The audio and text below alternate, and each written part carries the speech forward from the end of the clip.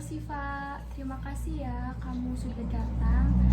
Sebelum kita mulai, saya bantu jelasin sedikit ya. Konseling ini tempat aman buat kamu cerita apapun dan semuanya bersifat rahasia. Tidak ada yang akan keluar ruangan tanpa izin kamu. Terus konseling itu sifatnya sukarela dan saya berharap kamu bisa terbuka ya sama saya. Kita di sini buat kerjasama sama kamu, dan kalau misal ada hal yang bikin kamu gak nyaman atau bagaimana, cukup bilang saja ya. Iya kak, aku ngerti. Baik, sesi kita kurang lebih 40 menit. Kalau belum selesai, kita bisa lanjut sesi berikutnya. Dan sekarang saya pengen dengar apa yang ingin kamu ceritain. Belakangan ini tuh aku sering kesel banget sama orang tuaku kak. Kesel sama orang tua ya? Boleh ceritain pelan-pelan, saya siap dengerin. Aku tuh kesel sama mereka kak. Aku kan udah 19 tahun ya, udah kuliah juga. Tapi orang tuaku tuh terlalu masih ngatur-ngatur hidupku gitu kak. Kayak misalnya aku mau keluar sama teman-teman aja sering banget ditanyain panjang kali lebar. Kayak ditanya mulu mau kemana, sama siapa, pulangnya jam berapa. Kadang malah nggak dikasih izin juga. Padahal kan aku udah dewasa ya, Kak, bukan anak kecil lagi. Terus kadang aku juga merasa nggak dipercaya gitu kak sama mereka.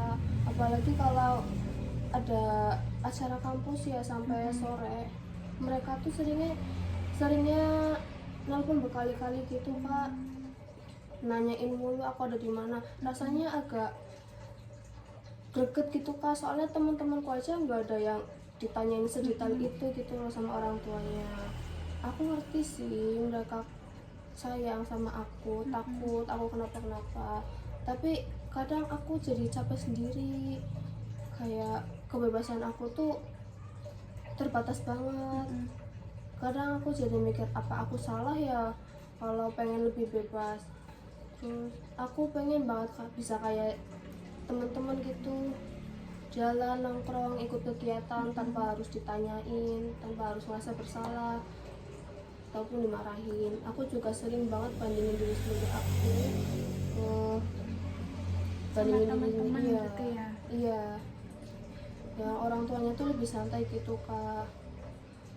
Teman-temanku aja pada bebas pulangnya mau kapan, tapi ya aku jam 8 aja udah diteleponin berkali-kali. Jadi aku tuh mikir kayak aku tuh nggak dipercaya gitu sama mereka. Saya paham dan saya juga bisa rasain capeknya bagaimana. Jadi kamu merasa masih diperlakukan seperti anak kecil gitu ya? Padahal kamu itu sudah dewasa dan pengen punya ruang buat berkembang sendiri. Tapi orang tua masih batasin kamu ya? Iya kak, itu yang bikin aku kesel. Oke, waktu kamu nggak dikasih izin atau ditanyain macem-macem, biasanya kamu itu ngerasain apa sih? Awalnya kesel sih kak, kayak kok gini banget sih, tapi lama-lama juga jadi sedih ya, kayak aku nggak dipercaya gitu sama orang tuaku. Tapi di sisi lain ya aku juga ngerasa nggak enak hati kalau mau lawan orang tuaku. Ya. Jadi aku pendem aja meskipun jadinya aku sering merasa tertekan. Jadi bukan rasa kesal ya, tapi ada kecewa juga karena orang tua seakan-akan belum percaya kalau kamu itu bisa tanggung jawab gitu. Iya benar, aku pengennya sih dianggap udah cukup dewasa lah ya, kan udah 19 tahun juga. Saya paham, rasanya pasti nggak enak banget ya. Di satu sisi kamu pengen nunjukin kalau kamu udah mandiri, tapi di sisi lain orang tua masih ngasih batasan ketat gitu ya. Iya kak, kadang aku tuh iri sama teman-teman, mereka bisa pergi bebas, bisa pulang agak malam asal tanggung jawab. Sementara aku jam 8 malam aja udah diteleponin berkali-kali gitu kak. Jadi perasaan ini juga muncul ya karena kamu itu berbeda dengan teman-teman yang orang tuanya lebih longgar gitu ya. Kalau boleh tahu, kamu pernah coba ngomong ke orang tua soal ini?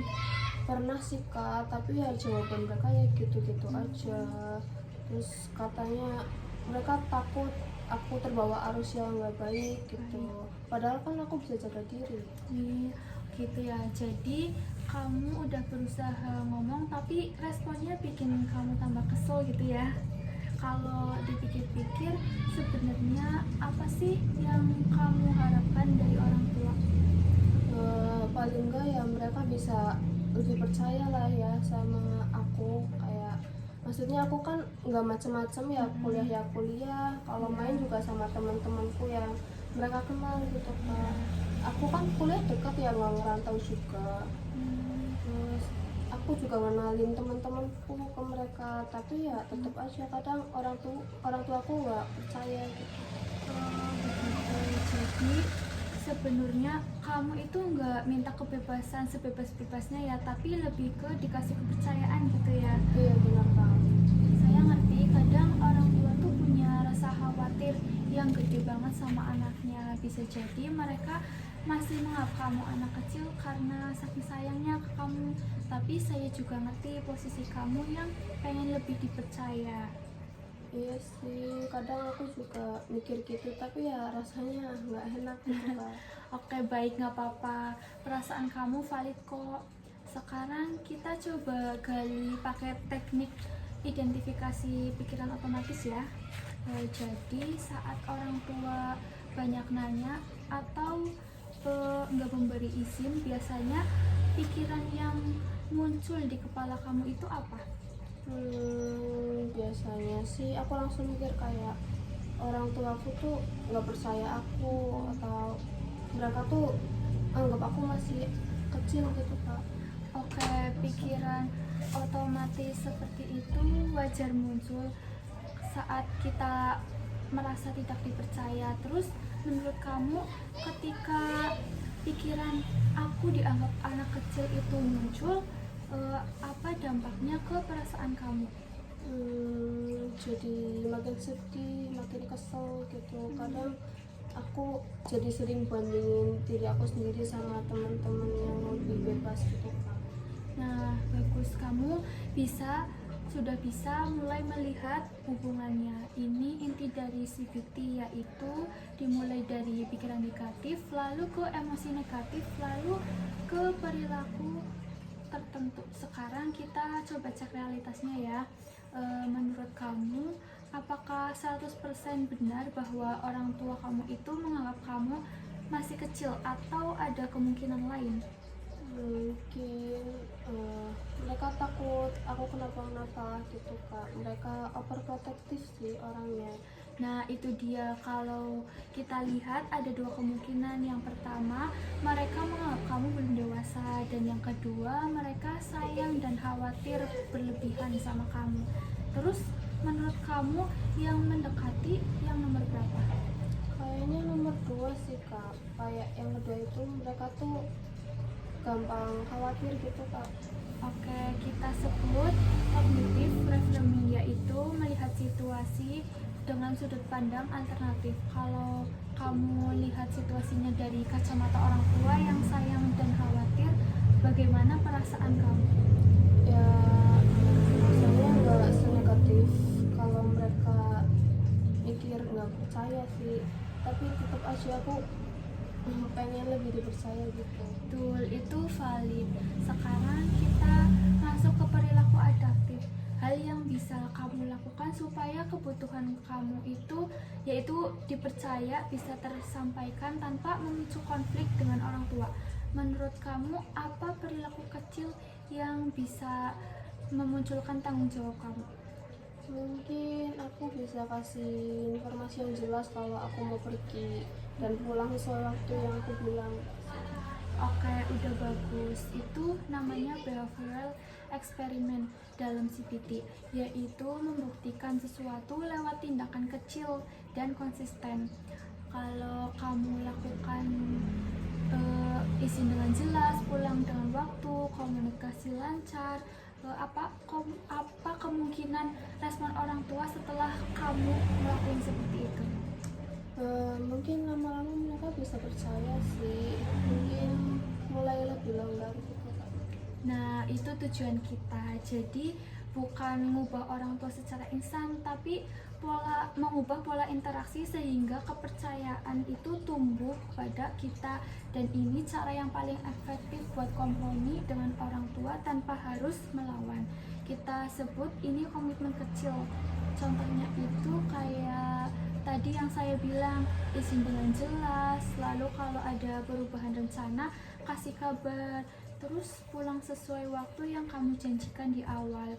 Terus kamu itu ngomong di waktu yang tenang, bukan saat orang tua lagi capek gitu ya. Kadang orang tua jadi banyak nanya karena pengen butuh rasa aman aja. Kalau misal kamu ngasih tahu secara detail, orang tua nggak bakal tanya berkali-kali. Dan biasanya kalau anak konsisten, pasti orang tua juga akan pelan-pelan melihat perubahan itu. Jadi bukan kamu melawan orang tua ya, tapi ngajak mereka buat kerjasama. Oke kak, aku paham kak.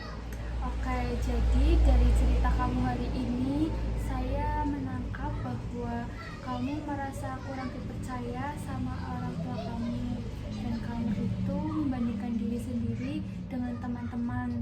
Lalu kamu punya pikiran bahwa orang tua terlalu mengontrol, dan itu bikin kamu kesal, sedih, dan tertekan gitu ya. Tapi kamu juga sadar orang tua itu khawatir karena sayang. Kamu juga mau coba komunikasi yang lebih jelas dan asertif, dan kamu sudah melakukan hal besar hari ini, yaitu berani jujur dan terbuka. Dan sebelum kita tutup dari sesi kita hari ini, apa yang paling berarti buat kamu? Aku jadi sadar sih kak, kalau pikiranku sendiri yang bikin emosi aku makin berat. Terus ternyata ada banyak cara buat nunjukin kalau aku tuh bisa dipercaya gitu, dan aku juga merasa lebih lega sih kak. Betul, kamu sudah ambil langkah besar hari ini. Untuk rencana minggu ini kita sepakati ya, satu langkah lagi, satu langkah kecil, yaitu dengan tugas rumah. Yang pertama itu kamu coba izin keluar dengan format yang jelas dan detail, seperti yang saya katakan tadi di awal. Itu contohnya. Yang kedua, kamu catat reaksi orang tua kamu ketika kamu izin. Lalu catat juga pikiran otomatis dan perasaan kamu. Setelah itu uji pikiran negatif yang muncul. Dan yang terakhir, buktikan bahwa kamu itu bisa konsisten. Nanti hasilnya saya mau lihat ya. Baik kak, akan aku coba. Baik, terima kasih sudah terbuka hari ini. Kamu sudah melakukan hal yang sulit tapi penting. Semoga setelah ini perasaan kamu jauh-jauh lebih lega ya daripada yang sebelumnya. Iya kak, aku ngerasa jauh lebih lega sih kak. Terima kasih ya kak. Terima kasih juga.